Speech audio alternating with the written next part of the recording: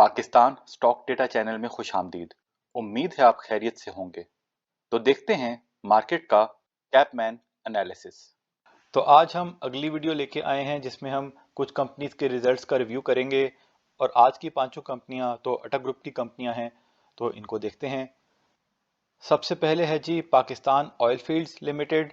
अगर इनके रिजल्ट को देखें तो इन्होंने 25 रुपये का डिविडेंड दिया और इनकी सेल्स को देखें तो Q2 की सेल्स तकरीबन वैसे ही लग रही हैं। इनको हम ट्रेंड में देख लेंगे। अगर ईपीएस देखें तो पिछले क्वार्टर से थोड़ी सी कम हुई, लेकिन इतनी बुरी नहीं है अभी भी। अगर इनके ट्रेंड को देखें तो इनकी सेल्स तकरीबन आहिस्ता आहिस्ता हल्की हल्की ज़्यादा हो रही हैं और ग्रॉस प्रॉफिट काफ़ी हद तक मेंटेन किया हुआ है पिछले 3-4 क्वार्टर से। जो नेट प्रॉफिट है वो थोड़ा सा ऊपर नीचे हो जाता है, इस दफ़ा थोड़ा सा कम हुआ।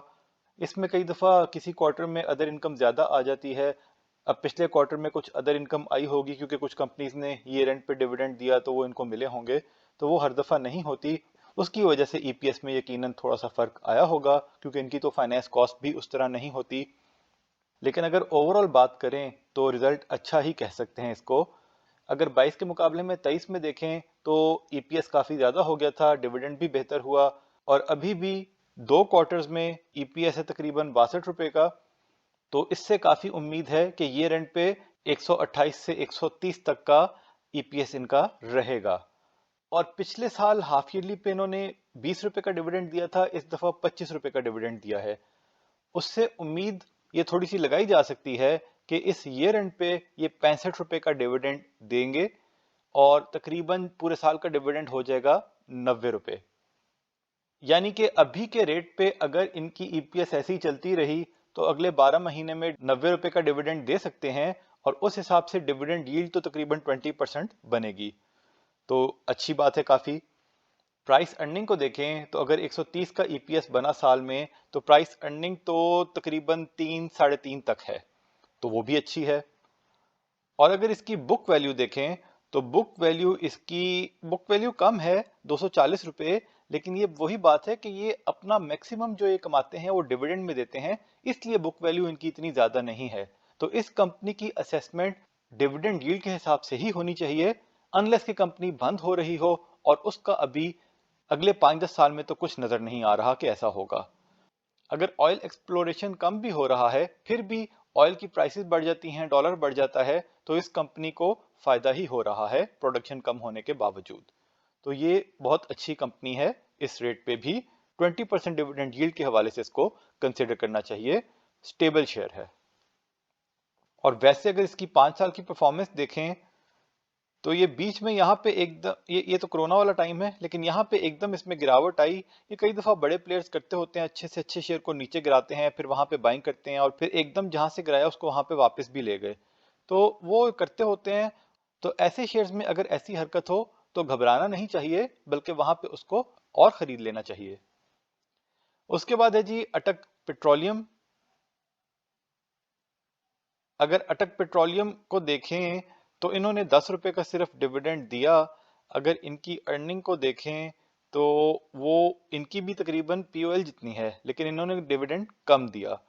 अब ये वो एक्सप्लोरेशन कंपनी है, ये मार्केटिंग कंपनी है, इनकी अपनी रिक्वायरमेंट्स हैं, ये हमेशा से उनके मुकाबले में कम ही देते हैं डिविडेंड। अगर इनके ट्रेंड को देखें तो इनका Q1 जैसा ही रिजल्ट है सेल्स में, लेकिन वो सेल्स 2023 से बेहतर हो रही हैं। इस मर्तबा ग्रॉस प्रॉफिट काफ़ी कम हो गया है। पिछली दफ़ा 10 बिलियन था, इस दफ़ा 3 बिलियन हो गया है। असल में आपको पता है पिछले 3-4 महीने से पेट्रोल आहिस्ता आहिस्ता करके सस्ता हो रहा था, तो ऐसे में होता क्या है कि इन्होंने महंगा खरीदा होता है, फिर उनको बेचना सस्ता पड़ता है, तो उनको थोड़ा नुकसान होता है। लेकिन अब इस रेट पे अगर ये पेट्रोल खरीद रहे हैं और यहाँ से पेट्रोल ज़्यादा नीचे नहीं जाता तो अगले क्वार्टर में ग्रॉस प्रॉफिट बेहतर हो जाएगा। और अगर पेट्रोल यहाँ से महंगा हो जाता है या डॉलर महंगा होता है, जाहिर बात है फिर पेट्रोल भी महंगा होगा, तो भी इनको ज्यादा फायदा होगा। तो इस वक्त हम कंपनी के हवाले से बात कर रहे हैं, अवाम के हवाले से नहीं। तो इस तरह ऑयल सेक्टर में कंपनीज में कुछ इन्वेंट्री लॉसेस आ जाते हैं अगर पेट्रोल की मूवमेंट ज्यादा नीचे हो रही हो, और इन्वेंट्री गेन्स आ जाते हैं कि अगर पेट्रोल थोड़ा ज्यादा ऊपर जल्दी जल्दी ऊपर चला जाए। तो 22 के मुकाबले में 23 में ईपीएस इनकी कम हुई थी, लेकिन अभी के हिसाब से लग रहा है कि 24 में भी 23 जैसी ईपीएस तो हो ही सकती है। और इन्होंने पिछली दफा 100 रुपए कमा के भी सिर्फ 27 रुपए का डिविडेंड दिया, तो ये डिविडेंड अच्छा नहीं देते। उस हिसाब से हम अभी यही असेस करेंगे कंजर्वेटिव होके कि साल के आखिर में ये 25 रुपए का डिविडेंड देंगे। अब पिछले साल इन्होंने सेकेंड क्वार्टर में 12.5 रुपए का डिविडेंड दिया था, लेकिन इस दफा सेकेंड क्वार्टर में सिर्फ 10 रुपए का डिविडेंड दिया है। तो हमें लगता है ईयर एंड पे भी शायद ये थोड़ा कम कर दें, और ईयर एंड पे पिछली दफा 15 रुपए दिए थे, तो कोई पता नहीं इस दफा 10 रुपए दे दें। लेकिन अंदाजा अभी यही लगाते हैं कि इनका डिविडेंड 25 रुपए होगा, क्योंकि डिविडेंड ज्यादा नहीं देते। कभी दिल किया तो किसी साल में हो सकता है ज्यादा भी दे दें, लेकिन अभी तक ज्यादा नहीं दे रहे। तो उस हवाले से 25 रुपए के डिविडेंड पे 400 रुपए कीमत है, यानी कि कीमत पीओएल के आसपास है। तो इसकी डिविडेंड यील्ड तो बिल्कुल भी अच्छी नहीं है, 6% है। अगर साल में अर्निंग 100 सवा 100 तक हो गई तो प्राइस अर्निंग 3 से 4 रुपए के दरमियान होगी। अगर बुक वैल्यू को देख लें तो इसकी बुक वैल्यू पीओएल से ज्यादा है, क्योंकि ये डिविडेंड ही नहीं देते। हमें तो समझ नहीं आती है क्यों नहीं देते। इनकी बैलेंस शीट भी अच्छी खासी है, तो देना चाहे दे सकते हैं, लेकिन नहीं देते। अब वो बेहतर जानते हैं उसकी क्या वजह है। और अगर पिछले 5 साल की परफॉर्मेंस देखें तो ये पिछले कुछ अरसे में इसकी कीमत बहुत ऊपर वैसे चली गई है, 300 से 400 पे आ गया है। तो ग्रोथ पॉइंट ऑफ व्यू से तो, क्योंकि अच्छी कंपनी है, जब सारी मार्केट ऊपर जाएगी तो ऊपर जा सकती है, वरना डिविडेंड यील्ड के हवाले से अच्छा नहीं है। इसलिए हमने इस वक्त इसमें कोई इन्वेस्टमेंट नहीं की हुई, क्योंकि बज़ाहिर अभी कोई ऐसी इंडिकेशन नहीं है कि डिविडेंड को बढ़ाएंगे। तो हम आमतौर पे ऐसी कंपनियों को अवॉइड ही करते हैं, और अगर इन्वेस्ट करना भी हो तो बहुत थोड़ा सा कर लेते हैं। वैसे 22 में 25% बोनस भी दिया था, और तब डिविडेंड भी 45 रुपए का दिया था। तो इनका मूड अच्छा हो जाए तो कोई पता भी नहीं, कहीं पे किसी टाइम पे बोनस भी दे दें। बहरहाल कंपनी बुरी नहीं है, लेकिन क्योंकि डिविडेंड अच्छा नहीं देती इसलिए हमारी लिस्ट में नहीं है। आगे बढ़ने से पहले बताते चलें, हम कोई बाय सेल कॉल नहीं देते, सिर्फ फंडामेंटल एनालिसिस करते हैं। फैसला सबने खुद करना है, क्योंकि मुनाफे में मौज अपनी अपनी और नुकसान में दौड़ अपनी अपनी। उसके बाद है जी अटक रिफाइनरी। इसने जो रिजल्ट इसका आया, बहुत डिसअपॉइंटेड रिजल्ट हमारे मुताबिक था। 2.5 रुपए का डिविडेंड दिया, क्योंकि डिविडेंड की रिक्वायरमेंट ख़त्म हो गई थी। हमें काफ़ी उम्मीद थी कि 10 से 20 रुपए तक का डिविडेंड देंगे इन टाइम पे, और अगर वो दिया होता तो इट वाज एन इंडिकेशन कि फिर ये रेंट पे भी थोड़ा सा 20-25 रुपए फालतू देंगे। तो बहुत ही कंजर्वेटिव होकर हमने सोचा था। तो हमारे ख्याल में पूरे साल में 30 रुपए का डिविडेंड तो इनकी तरफ बनता ही था, लेकिन उन्होंने बहुत डिसअपॉइंट किया। अगर आपको याद हो कि कुछ अर्से पहले हमने कहा था कि ये हमारे फेवरेट शेयर्स में से है, 2-3 ही हमारे फेवरेट शेयर्स होते थे। फेवरेट शेयर का मतलब ये होता है कि हम उसमें ज्यादा इन्वेस्ट करते हैं। अब देखें, इसकी अर्निंग तो बहुत अच्छी है और ये जाने को कहीं भी जा सकता है, लेकिन क्योंकि डिविडेंड नहीं देते तो हमने अब इसको अपनी फेवरेट शेयर्स की लिस्ट में से निकाल दिया है। हमने इसमें से कुछ होल्डिंग रखी हुई है, लेकिन हमने अपनी जो मेजर होल्डिंग है वो इसमें से निकाल के दूसरे डिविडेंड बेस्ड शेयर्स में कन्वर्ट कर ली है, क्योंकि हमने इस एंटिसिपेशन में इसमें ज्यादा इन्वेस्ट किया हुआ था कि डिविडेंड बेहतर देना शुरू कर देंगे। अब कल को कर देंगे तो फिर तब की तब सोचेंगे, लेकिन अभी आसार अच्छे नजर नहीं आ रहे। 2.5 रुपए का डिविडेंड, इनकी अर्निंग है पूरे साल की, बल्कि 6 महीने की। देखें, 153 रुपए और 2.5 रुपए का डिविडेंड, ये कोई मजाक है? तो इसका मतलब यह है कि अभी भी इन्होंने रिफाइनरी ऑपरेशंस के लिए जो पैसे अपने पास रखे हैं उनमें से कोई पैसे नहीं दिए जो कमा रहे हैं। वो रिफाइनरी अपग्रेडेशन के लिए सारा का सारा संभाल के रखा है, जितनी भी जरूरत हो उनको। लेकिन हमें लगता है कि इनको डिविडेंड बेहतर देना चाहिए था। दूसरी रिफाइनरीज लॉसेस में चल रही हैं, वो भी तो अपना अपग्रेडेशन को मैनेज करेंगी, तो इनको डिविडेंड में कुछ ना कुछ कंट्रीब्यूट करना चाहिए था। लेकिन अफसोस हुआ और हमने इसमें से अब शिफ्ट कर लिया है। देखिए, आपने अपना फैसला खुद करना है। देखिए, ये भी हो सकता है कि यहाँ से एक साल में डबल हो जाए, तो इसलिए आप अपना फैसला खुद करें। हमने अगर इसमें से होल्डिंग कम कर ली है तो जरूरी नहीं इसका यह मतलब है कि आप भी कम कर लें, लेकिन हमने क्योंकि डिविडेंड की एंटिसिपेशन में होल्डिंग रखी थी, हमने सिर्फ इसलिए इसमें से कम कर ली है। बाकी आप अपना फैसला खुद करें। अपनी अर्निंग को देख के, बाकी चीजों को देख के वैसे बहुत अच्छा है लॉन्ग टर्म के लिए। तो बहरहाल इनको भी देखें अगर, तो इनकी इस दफा इस क्वार्टर में ईपीएस है 46 रुपए, काफी कम हो गई, आधी हो गई है पिछले क्वार्टर के मुकाबले में। और रीजन वही है कि क्योंकि तेल महंगा खरीदा, सस्ता बेचा। अब अगर इसके ट्रेंड को देखें तो ट्रेंड सेल्स का पिछले क्वार्टर में ज्यादा हुआ था, इस दफा थोड़ा कम हुआ है, लेकिन ग्रॉस प्रॉफिट काफी कम हो गया है और नेट प्रॉफिट भी। और वही बात है कि अगर पेट्रोल की प्राइसेस स्टेबलाइज हो जाएं, यहाँ से थोड़ी ऊपर जाएं तो उनको फायदा होगा, नीचे जाएं तो थोड़ा नुकसान होगा। क्योंकि मार्जिन तो फिर भी इनका वहीं पे है। सिर्फ ये वही इन्वेंट्री गेन लॉस का आमतौर पे हमारा अंदाजा है, हमारी अंडरस्टैंडिंग है कि चक्कर होता है कि महंगा खरीद लिया और फिर सस्ता बेचना पड़ा। अगर बुक वैल्यू देखें इसकी, तो बुक वैल्यू इसकी 1100 से भी ज़्यादा है, लेकिन वही बात है कि 20 सालों से डिविडेंड ही नहीं दिया, क्योंकि वो डिविडेंड पे कैप था, लेकिन फ़ायदा कोई नहीं क्योंकि अब कैप ख़त्म हुआ है, फिर भी कुछ नहीं दिया। और वैसे 5 साल को अगर देखें तो ये पिछले कुछ अर्से में बहुत ऊपर आ गया है। वैसे तो 120 तक भी बीच में चला गया था वो 22 में, फिर लेकिन वैसे यहाँ पे 170 के आसपास काफ़ी स्टेबल रहा, वहाँ से काफ़ी ऊपर आ गया, डबल हो गया। तो अब 370 पे जाके फिर नीचे आया था और अब यहाँ पे चल रहा है। और टेक्निकल एनालिस्ट आपको ये कहेंगे कभी इसका ब्रेकआउट होगा जब 370-80 से ऊपर चला जाएगा। कुछ यहाँ से टेढ़ी ट्रेंड लाइन लगा के कहेंगे 400 से ऊपर चला जाएगा, तो कहानियां अलग हैं। बहरहाल हमने आपको बता दिया कि हमने इसमें रखा हुआ है, हमने मुकम्मल नहीं बेचा, लेकिन हमारा ये फेवरेट शेयर नहीं है और हमारी इसमें अब ज़्यादा इन्वेस्टमेंट नहीं है, हमने शिफ्टिंग कर ली है। अच्छा जी, उसके बाद है जी नेशनल रिफाइनरी।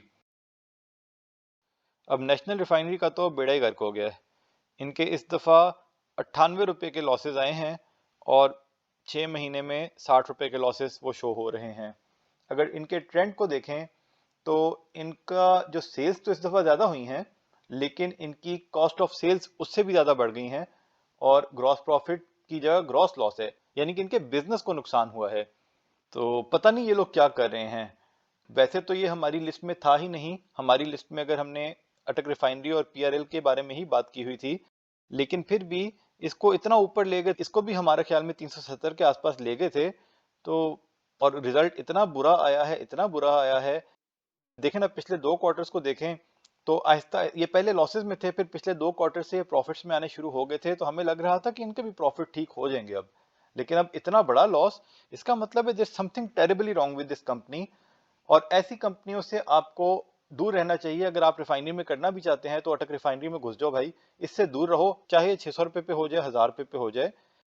इनके लोन्स भी बहुत ज्यादा हैं, फाइनेंस कॉस्ट भी बहुत ज्यादा आती है। अब अगर अटक रिफाइनरी को देखें, पिछले क्वार्टर में 100 रुपये का ईपीएस था, अब आधा हो गया, 40 हो गया। अब पीआरएल का 10 रुपये का ईपीएस था Q1 में, उसका भी आधे नहीं, 7 रुपये का था, उसका भी आधा हो गया, 3 साढ़े 3 हो गया।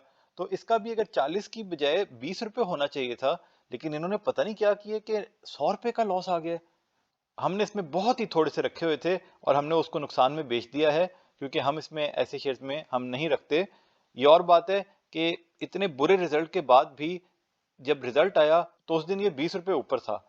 तो ये जानबूझ के किया जाता है ऐसा, क्योंकि रिजल्ट आने से पहले ही लोगों को पता होता है, बड़े प्लेयर्स को, कि रिजल्ट क्या आने वाला है। उन्होंने पहली रिफाइनरी सेक्टर को इतना गिरा दिया हुआ था कि रिजल्ट अच्छा नहीं भी आया, एक्सपेक्टेशंस के मुताबिक नहीं भी आया, फिर भी उसमें ऐसे मूवमेंट बनी है कि जैसे पता नहीं क्या हो गया। पाकिस्तान रिफाइनरी का रिजल्ट बुरा आया है, पहले क्वार्टर से कम आए तो रिजल्ट अच्छा नहीं होता, लेकिन रिजल्ट आने के बाद वो जनाब साहब उसको कैप लग रहे हैं। तो चाहे उसका बहाना बना दें कि जी रिफाइनरी पॉलिसी अप्रूवल की न्यूज आ रही है, ये हो रहा है, वो हो रहा है, लेकिन ये धोखेबाजी करते हैं कि रिजल्ट आने से पहले शेयर को कई दफा बहुत ऊपर ले जाते हैं, रिजल्ट अच्छा आता है तो वहां पे गिरा देते हैं ताकि आम लोग नुकसान करें। फिर रिजल्ट आने से पहले कई दफा अगर इनको पहले से पता हो कि रिजल्ट अच्छा नहीं आएगा, ये शेयर को बहुत गिरा देते हैं। और रिजल्ट अच्छा नहीं आता तो लोग समझते हैं अब तो रिजल्ट अच्छा नहीं आया, अब तो ये और नीचे जाएगा, वो बेच देते हैं और ये लोग पकड़ के ऊपर ले आते हैं। अब अगर लोग वापस उसमें घुसेंगे, यकीन माने वहां पे बेच के फिर निकल जाएंगे और फिर नुकसान पे डबल नुकसान होगा। लेकिन अगर आप वापस नहीं आएंगे तो नुकसान के बावजूद भी ऐसी कंपनियों में 3-4 अपर लॉक भी लगा सकते हैं। तो बेहतर है, अगर आप अपने पैसों को बचाना चाहते हैं, लालच को अवॉइड करें, जो कंपनी नुकसान में चल रही है उससे अपनी जान छुड़ाएं, यही तरीका है। अगर बुक वैल्यू को वैसे देख लें इसकी, तो बुक वैल्यू इसकी काफ़ी ज़्यादा है, लेकिन वही बात है ना कि बुक वैल्यू का हमने क्या करना है। और 5 साल की परफॉर्मेंस को देखें तो ये जनाब साहब देखें, इसको एक 650 पे ले जाके फिर इस कंपनी को 155 पे लेके आए। तो ये नुकसान होता है ऐसी कंपनियों में जिनके पल्ले कुछ नहीं होता और सिर्फ उसकी ग्रोथ, उसकी जो है ना अप ट्रेंड को देख के आप उसमें घुस जाएं, तो वो लेके तो आप कहीं भी जा सकती है, लेकिन आपको आम बंदे को पता नहीं चलता कि हमने कहाँ पे उसमें से एग्जिट करना है, और फिर उसको पटकते हैं जहां पे, तो अल्टीमेटली वहां से बंदा नुकसान करके निकलता है। ये कोई इस काबिल नहीं था कि उतने ऊपर हो जहां पे इसको लेके गए थे और वहां से देखें कहां पटका है और यहां से फिर पता नहीं कहां ले जाएं, लेकिन अवॉइड। फिर आखिर में है जी अटक सीमेंट। अब अटक सीमेंट के अगर रिजल्ट्स को देखें तो पिछली मर्तबा तकरीबन 11 रुपए का ईपीएस था, इस दफा 3.5 रुपए का है।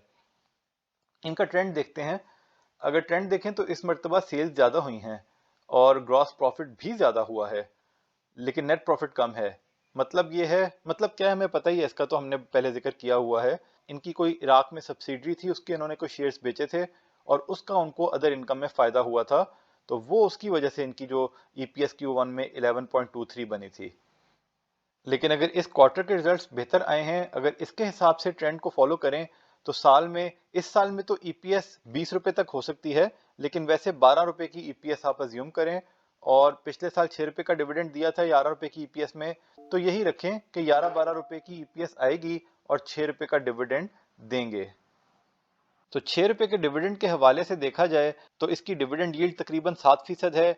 इसकी प्राइस अर्निंग 12 रुपए के हिसाब से देखें तो वो तकरीबन 7-7.5 है, तो वो भी कोई इतनी अच्छी नहीं है। डिविडेंड यील्ड भी इतनी अच्छी नहीं है। अगर इसकी बुक वैल्यू देखें तो बुक वैल्यू इसकी अच्छी है, 150 है, लेकिन फिर भी जो सीमेंट को पसंद करते हैं वो इसको देख सकते हैं। वैसे इट्स ओके, मतलब कोई खास नहीं, हमारे ना टियर 1 में आता है, ना टियर 2 में आता है, ना ये ग्रोथ में आता है। और पिछले वैसे 5 साल में देखें तो ये जनाब साहब, ये तो 170-80 पे भी होता था, फिर ये 57 पे चला गया और अब यहाँ पे आया हुआ है। बहरहाल ये जो इन्होंने अपनी सब्सिडरी बेची थी, ये आधी बेची थी, अभी आधी और भी बेचनी है, हेल्ड फॉर सेल उसको रखा हुआ है। तो कल को हो सकता है वो बेच के वो जो पैसे आए कुछ डिविडेंड एक्स्ट्रा भी दे दें, लेकिन जरूरी नहीं है। बहरहाल ये इसका एनालिसिस हमने आपके सामने रख दिया है, अपना फैसला आप इसमें खुद कर लें। तो ये था जी आज का एनालिसिस। ये सारा डेटा हमने पीएसएक्स की साइट से लिया, आप खुद वैलिडेट करें, फिर अपना फैसला करें। याद दहानी करवा दें कि बाय सेल कॉल नहीं थी, वजह पहले बता चुके। तज्जिया पसंद आया तो शेयर, लाइक, सब्सक्राइब करें, बेल आइकॉन पे क्लिक करें। खुश रहें और अपने अमल पे तवज्जो दें। अल्लाह के हवाले।